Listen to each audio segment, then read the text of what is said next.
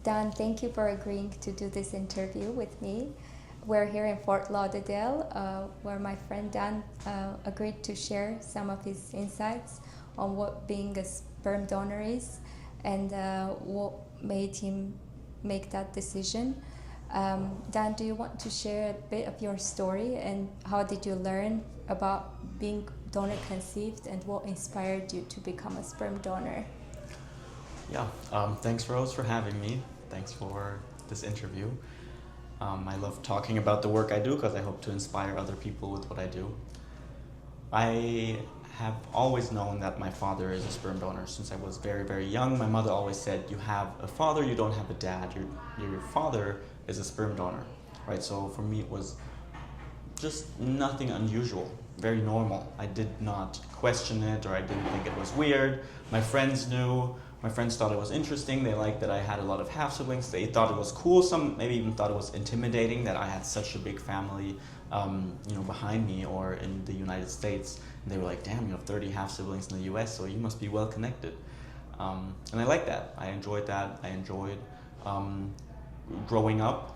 And it was definitely not always easy for my mother because she was a professor, so she was working full-time in a very competitive job field, and she was raising two boys, which can be tricky as well, because once the boys, they go into puberty or go through puberty, they get, try to be dominant, they try to take control, they try to take leadership in the house, which young men or young boys or teenagers shouldn't do. So yeah, that was a little bit of like an insight into growing up. And then after school, I was like looking for my purpose, what I wanted to do. So I thought, I want to make a lot of money. I want to try and make a lot of money. I want to try and change a lot. Changing a lot was always an inspiration for me, and making big and important changes was always a big inspiration for what I do. So I decided, hey, I should just start a business, right? And that's what I did. I visited my father in between, so I already had connection to my father starting at 15. When I was 15, I met him for the first time. After school, I visited him. I did a lot of different jobs in California. I learned about myself and learned about what I might want to do or what I might be good at. Went to university for a couple months in Germany. Thought university is outdated, it's just not. Back then we didn't have AI, but we already had the internet. So most of university or what they teach you there is outdated. Some of the connections you make might be nice, in my opinion. You might meet some fun and interesting and smart people there that are your age. But generally, the things they teach you could also learn online, especially when it comes to business or entrepreneurship. Might be different for doctors or lawyers. You can't just be like an online doctor who learned how to, treat people online. Yeah. But you can do business by learning and evolving and doing it yourself. Yeah, that's quite admirable. Of course, I wouldn't recommend becoming a brain surgeon by checking out AI search. You shouldn't become a brain surgeon. Probably because AI will be better at being, doing brain surgery, but that's a different topic. That's great. Well, many viewers would be interested to know what the actual donation process looks like. Can you walk us through it? Yeah, sure. The donation process itself starts at my virtual assistants, actually. They make the postings and they share a lot of information about myself online in the areas where women that want to conceive with a donor are looking for a sperm donation. And she shares information about myself, pictures and videos and texts, everything about myself. I'm very open when it comes to that because I believe it's very important for the recipient to have a full view on who you are and what you're doing. Your health and your lifestyle should be very important to the recipient. They should choose very carefully. They shouldn't just say, hey, I'll just take whoever's nearby. They should choose who might be the best match for the health and the success maybe of the future child. When I talk about success, I don't just mean financially. I mean much more than just that. So it starts there. Then the recipients and the wishful mothers, we call them wishful mothers in Germany, Wunschmütter, they reach out to me on Facebook or Instagram or wherever, and they get in contact with me. They get the chance to look at a lot of videos of myself, a lot of pictures of myself, a lot of information about me. They even have a Donor Dan AI in my link in my Instagram, so they can ask any questions they might have, just like all the basic questions they can talk to my AI about, right? They might ask, what is the price of a donation? How do I get you here? How do we coordinate this? Or what's the process? And once they've seen all that and asked me for, the more specific process when it comes to the donation itself, I offer artificial insemination and via clinic only, right? So people can get their donation from me handed in a cup that can be in a hotel or at home usually, or they can meet me at a clinic and go to a clinic with me and do the donation there. So And there's a lot of choices there. yeah, it's that's not even the most important part. I feel like it's important that the recipient who wants to have a child can have a child, and can move forward with whatever works for her. Yeah. Sure. And being a sperm donor can be an interesting answer when you're asked about what you do. What has been the most unusual thing someone has asked you about it? Oh, well, people always ask, like, do you make a lot of money being a sperm donor? I could, but I don't, because I believe that it's the child's money that I'm taking. I believe that I'm taking away the money from the biological offspring of mine, so I don't take more than I have to maintain great health and to maintain a good lifestyle. That's all I the baseline I try to charge for. So that's a regular question I get a lot of the time. People think donors make a lot of money. I wouldn't know. I don't think so. But that's people ask that, and then they always ask if I'm having sex or if I'm doing it to have sex, which I don't. I know a lot of donors do. I don't. That's not. It was never hard for me to have sex. It was never like something difficult if I wanted to. So it's not something that I have to like work for or find weird ways. So I just am very clear. I'm very clean. I'm very professional about it as well. I see it more as a medical procedure, the process itself, than others might think it is. Others might think, oh, it's weird, it's goofy, it has to do with jerking off, so it's strange, right? But it's no different than like having to give your blood to someone else because he needs it. Just in my case, it's my genetic material that people ask for, people want, and I can give it to them and pass it to them. But those are like the most unusual questions, and I don't think. Well, I would say the greatest answers or the greatest questions to me saying that I'm a sperm donor is usually, oh, I want a baby, and I do get that a lot of the time too. When I meet people and talk to people, there's a lot of people that have fertility issues or don't have a partner. They would like to have a child. It's not their first priority because life is overwhelming. There's a lot of distractions. There's a lot of things happening, so they don't think about it every day, right? And also because they're not on the path to a baby. And then suddenly, out of nowhere, I drop, Yeah, and it could be a taboo in some cultures, like where I grew up, and I'm glad you're making steps to change that view. No, absolutely. Life comes first. Babies come first. No matter what's written in the book, no matter what's written in the law, no matter what's written anywhere, I will prioritize life forever. And I think whoever doesn't should maybe reconsider their own purpose and their thoughts about life. For me, life is well, number there's one. at least one person in this room for sure. And what you do, Dan, can certainly shape a man's personality and character. Could you share how it has actually affected your personality or shaped it or changed it over time? Yes. So I'm not a dad, right? But I'm a father, right? And for me, being a biological father has come with so many great things. And I think it's great to be a father at a young age, a biological father at a young age like I am, because my motivation to be the best version of myself has just gone through the roof, realizing that every move I make, every decision I make, even the way I'm sitting right now, right? I can't have my laptop on my lap. Of course, right? That's such a big thing nowadays. Yeah, there's a lot of things I have to keep in mind to be the best donor version of myself and be the healthiest I can be. And it's just been a super, super awesome journey for me because it's just gotten me or made me an even better man than I was before. And I was going to ask you that question about how you take care of yourself or how you improve your fertility to be able to be the best you can for the sperm donations. Yeah, people ask me that a lot. A lot of guys, they slide into my DMs and ask, how do you do it? How's your sperm count so high? And how can you maximize your fertility? And because I'm super busy, usually I don't go in depth on it because there's a lot of little things. The easiest thing I can tell these people is just live like it's the 1850s, right? just live and treat your body like that. Organic, and then natural. on top of that, you can do like some supplementing, and you can like, there's even things like, putting your balls out in the sun, which sounds weird. It sounds weird, but it's true. It makes your testosterone go up, and makes your sperm count go up as well if you're not in it for too long. So sunbathing is good, but not overdoing it probably. Nude sunbathing is good for your sperm count and good for your testosterone. So there's a lot of little things as well that take a lot of time to learn and would be way too long. If I just talked about that, I could talk for 2 or 3 hours.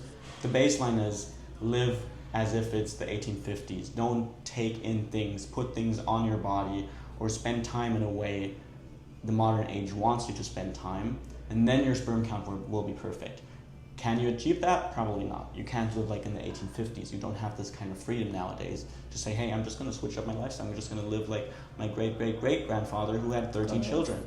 You're not going to be able to just do that. However, just like me, I travel a lot. I'm a lot in planes. I'm a lot at the airport. I have to sit a lot because of that. I go between time zones. It's almost shift work sometimes because I have to like wake up at a different time, in a different time zone. So that's not perfect for fertility either. But I don't think anyone is getting as close to a fertility as mine while traveling so much. But it's also because I spend so much time and so much effort in trying to be the best donor I can be. And the best donor I can be, he doesn't just donate in one area and just lives a routine life in one area. He donates to many different recipients across the world to make sure his offspring will have connections and have siblings across the world. So I have to juggle the traveling with the perfect and healthy fertility lifestyle. Of course. Dan, you mentioned that being a father is different from being a dad, and being a sperm donor can be considered a form of parenthood. So I was just wondering, what qualities do you think make a great father? Yeah, so my father, for me, he's more like an uncle. I just want to make that clear because I don't want people to think, oh, he wants to be like an involved dad or involved father. I don't have that need inside of me to say, hey, I'm going to get involved. I do say I'm open to be known, and I'm open to be involved if the child, wants me to be involved. That's what I care about. I couldn't be an anonymous donor. Sure. And I think, the qualities a great biological father or sperm donor should bring is he should definitely be 100% healthy, right? That's the most important thing. He should take care of his body very, very well, and that should be able to, you should be able to see that. You should be able to see that his skin is clear, his body is healthy, that he overall, gives a good impression in the way he talks and the way he acts, and you can tell he doesn't have any mental illnesses. That can be an issue as well, right? It's not just the physical health, it's also the mental health that is important. So should be mentally and physically healthy, and then more than that, he should also be attractive and handsome. And people might say, it doesn't matter, it's just important that the child's healthy. Well, it does matter, and for who? For the child. Because the child is going to be the one who's going to carry the genes in the future, and I'm very, very, very happy that my mother chose a handsome and good-looking father for myself, because I never had a problem dating. I never had a problem to keep up with the pretty boys, right? I never had a problem to find a cute girlfriend or to go out and travel somewhere and meet women. That was never an issue for me, and I will say that's enjoyable. That's great, and I'm lucky to have that. I'm lucky that I don't have a receding hairline at my age. I'm lucky that I have pretty eyes and I'm good looking. People will say that's arrogant, but I think that's just, when we talk about this, very important to mention. For the child's sake, it's important that recipients choose a good-looking sperm donor. And some people might say you're not pretty, you're ugly, or you're average looking. Like, everyone has a different opinion on beauty, right? It's like whoever's perspective. But generally speaking, there are people that are more attractive and there are some that are less attractive. Oftentimes it's coupled with health, so someone who's unhealthy will not, be attractive. Someone who's not fertile will also not be attractive. People that become less fertile, less healthy, they are less attractive to people of the other sex. So it's not just the genes, it's also the health, but it goes hand in hand. Everything's connected. You can't just say A, B, C and pretend like everything's disconnected. Everything is connected, and that's why it's important to have an eye out for kind of everything and to kind of, vibe yourself into everything, make sure everything makes sense. So that's important. Also, intelligence is super important. We have AI coming up, so it won't be like that the super smart people will have a crazy advantage like they used to have it in the past, but someone who can think fast and adapt fast and can like research and take in information quickly, because AI can tell you like what to do and tell you what's healthy, but there still has to be like the brain that can like take that in and use that information for themselves. So those things are very important: being healthy, being attractive physically, and being intelligent. I think for me, I believe those are the most important things, and I can see that with the recipients that ask me, because those are the things they point out. They say, hey, you seem mentally healthy, you seem smart, you are good looking, and you seem, physically healthy as well. And so that's, I see that is important for recipients, and it makes sense. Worth mentioning that you're only 24. You have about 10 children on the way, plus you look insanely good. And you have probably had a lot of messages, well, a few that I have seen. Some women wonder where your good looks are coming from. Dan, you mentioned that you had male role models in the past that you chose, that shaped your personality. If you were to be asked what makes a role model for a man, what would your answer be? I think a role model is super, super, super honest in the first place. That's super important. As soon as someone starts, dropping lies off his lips, the devil is inside him. Absolutely. So I value those that talk openly, even if people disagree. I'd rather have someone say his opinion and most people dislike his opinion than someone hiding his opinion and everyone liking his opinion, his fake opinion. Mm-hmm. So honesty is super important. And then, I want to learn from them. I want to hear what they say and be like, oh, that's interesting. I learned from that. So they got to be smart. Because if they're not smart, I'm not learning. That's why I like smart role models. And I was lucky that I got to choose my male role models myself, and I wasn't fixated on just one role model, right? Like me and my brother, we could look at each other and learn from each other. So we were, in some sense, mirroring or role models to each other. I also had my grandfather who was around. And then I could also just go online, and I'm so lucky that I live in a time where we can do that and choose from the smartest, healthiest, and hardest working guys out there and say, it's not like I admire someone and I'm a fanboy, but I think I can learn from those guys and say, this is very nice about them, but this might not be so very nice. Like someone who's a great entrepreneur, I could say, oh, he's super smart at business, so he knows how to bring value to humanity or society, that's why he makes a lot of money. But on the other hand, he might be unhealthy, like overweight or not taking care of himself or his, maybe even his family. And that's interesting to know, to think about, and to see. So that's why I was lucky that I could choose from multiple role models and pick the things that I liked about them, trying to copy those, trying to be as good as them in those things, aspire to, their greatness and their success, without having the downsides and the bad parts about growing up with a dad who's maybe abusive, maybe a drinker, maybe takes drugs or lives unhealthy, right? So if you have someone around all the time who's not a good father, that's a problem, of course. It can be a hard childhood, can turn into a good one. Like I think my childhood was not easy, but I think it turned into a good childhood. Looking at my brother and myself, my brother did a lot right. Probably not perfect, but I think much better than most others, because I'm very proud about myself and my brother and how we turned out. So I think she did a good job. And yeah, I'm lucky that, I was able to choose, my role models myself. And I think a lot of guys are doing that nowadays. A lot of young men are choosing who they want to aspire to because they don't want to be the same as their dad. They don't want to be the same. But at the same time, there's also great dads out there. There's people that, work very hard to be a great dad. I know some of them, like my father, for example. I know he has his own family too. Like I always say like family, extended family. I don't know who came up with that word, but someone in that family, in his family did. I think either he or his wife. But he's a great dad to his family, and he's a great father to all of his offspring, all of his children, because he was healthy, good looking, and smart, and so he passed on those genes, and I'm lucky he did. Yeah. Well, I'm glad that your mother picked the right donor that was so good looking, smart, and stays in touch with his children. Let's talk about the emotional, ethical aspect of the being a sperm donor. Once you hear that your donation has been a success, it resulted in children, it could trigger many reactions. How does it express in you once you hear the news?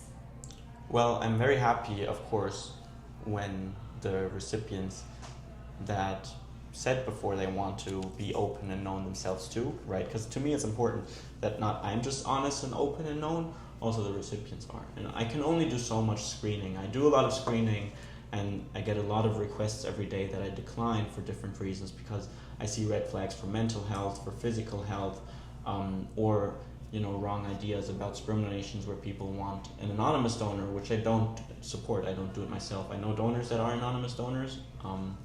I personally think it's not the right choice. So I'm very happy once these recipients decide to reach out to me and tell me, hey, we're successful. Of course, that triggers, some pride and some happiness, some joy inside of me because I know that, what I did is a success. And it's not just a success story about, oh, great, I made $10,000 today, which was something that happened to me in the past when I had my business. I was very happy. It's a similar kind of joy, but it goes much deeper, this kind of success, because it's not just making a bunch of money or getting the car you always wanted. It's a human life, right? It's like you and me. It's like, there's nothing more we can do than create a human life. We can fly to Mars, we can do all the fancy stuff, get all the fancy cars, have the biggest houses, build the nicest bridges, but actually creating a human life, which is us, or we ourselves are human lives, is just the most beautiful and most amazing thing we can do as humans. And of course, I'm full of joy knowing that the work I do, it supports people, it supports recipients. They don't have to spend all their money on a sperm bank or a clinic. They don't have to choose a donor who, is like over sexualizing them and just trying to have sex with them. They don't have to go through some of the pain my mother had to go through when she was trying to conceive. And I'm very, very proud and happy once that works, because that's what I aim for, and that's the mission of the journey. And that's also where the first part of my job is kind of done. The thing they expect me to do and to accomplish with them is it's usually done when I hand them my genetic material, my sperm, but at that point it's not just done, it's like successful, so that's even better. Of course, and I love that, and I think it's great. But it's not like I have like an emotional attachment to the child the moment I know that the child is born, because it's not my child. It's related to me genetically, and I hope someday it will be open and cool and talk to its half siblings and talk to me. But I don't have any expectations. I'm very open. If one child decides it doesn't want to reach out to its half siblings and doesn't want to be involved in an extended family or a network of half-siblings around the world, and I wouldn't understand why someone would not want to do that, but if someone wanted to do that, that would be fine, right? Yes, you might have just a specific social media for your kids alone in the future. Yeah, to exactly. Access and interact. Exactly. But you mentioned then that you are selective about women, and sometimes you don't think that you would want to work with them. Could you elaborate on that, and in terms of what process does it involve? Do you interview them once they communicate about their interests to make sure that they would be the right mother? So generally I only want to donate to mothers that are healthy physically, mentally, and financially.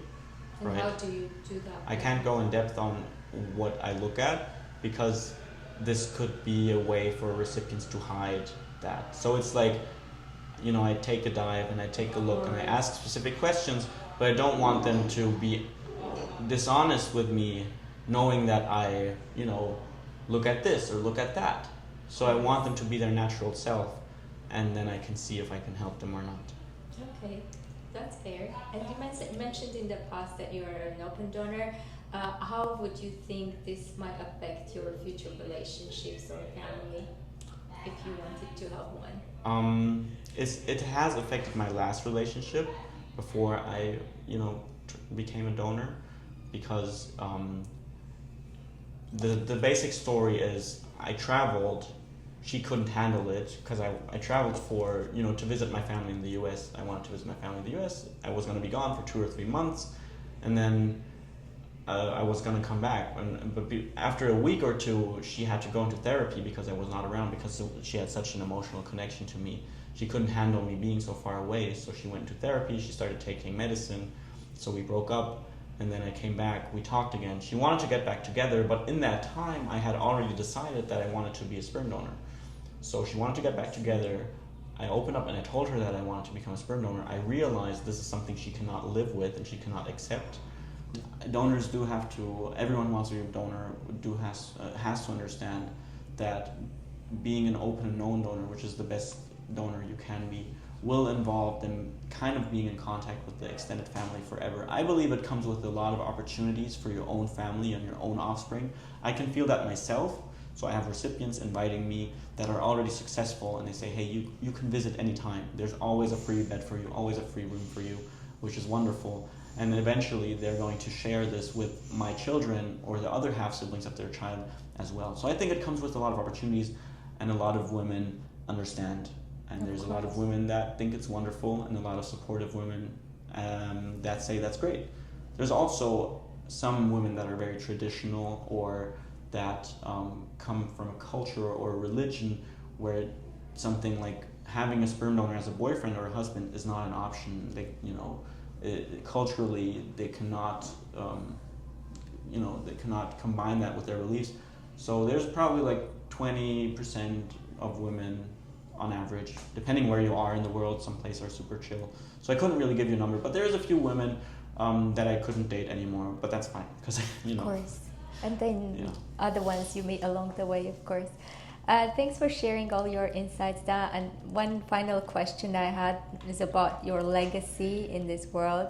As a donor and a man, what legacy do you hope to leave behind? I hope to leave behind healthy human beings. I think that's most important to me.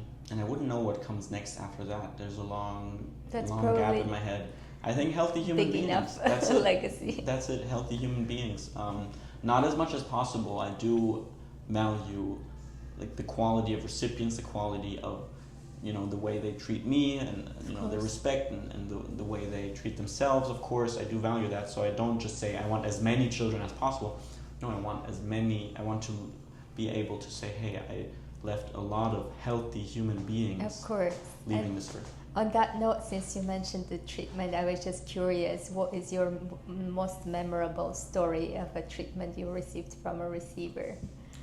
Oh, there's a lot of weird stories every day. My assistant does a lot of the first screening, so I don't necessarily talk to every recipient. She does the first screening. Again, I couldn't tell you in detail what we look at, but we're not judging. It doesn't, the skin color and stuff like that doesn't matter. It doesn't matter what your religion you are, or if you're good looking or not. That doesn't matter at all, right?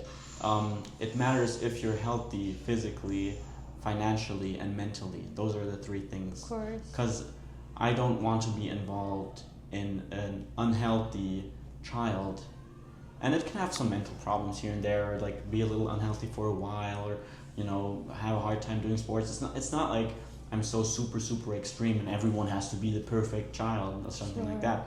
But for example, extreme example is if a recipient was obviously a drinker or a smoker and shared that on her profile, that's a no-no. Of course, my assistant wouldn't even forward her name or her messages to me, because my assistant knows that's the baseline. But I get a lot of women that ask me for sex. I get a lot of women that ask me for natural insemination only, which I think is kind of unprofessional, because I'm not a sugar baby and I'm not an escort, right? A lot of gay men ask me as well. I don't know what gay men are doing in sperm donation groups, but a lot of gay men, they text me and ask for sex. That happens a lot of the time.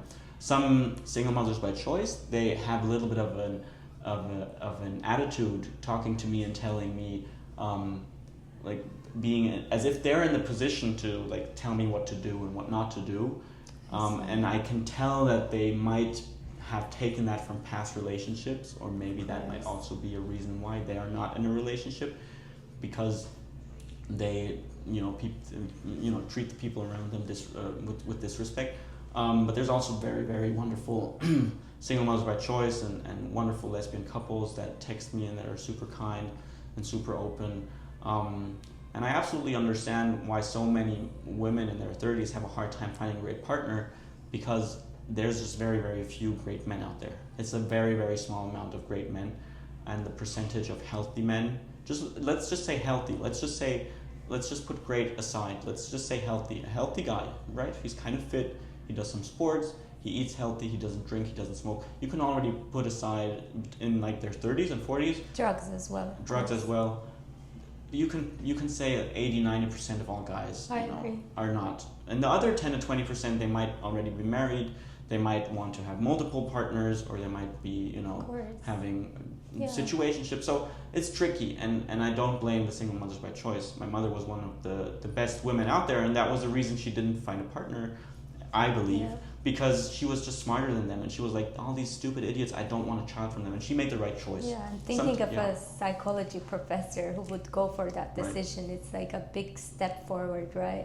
Exactly. And I do agree. That's why probably a lot of eligible women there waiting for your responses. Well, thank you for your time, Da. It was really a fruitful conversation, and thank you for sharing all these details and intriguing facts about yourself and what you do. Yeah, thank you for asking these great and deep questions, Rose. Of course. It was nice. Yes, and best of luck with your travels and your mission.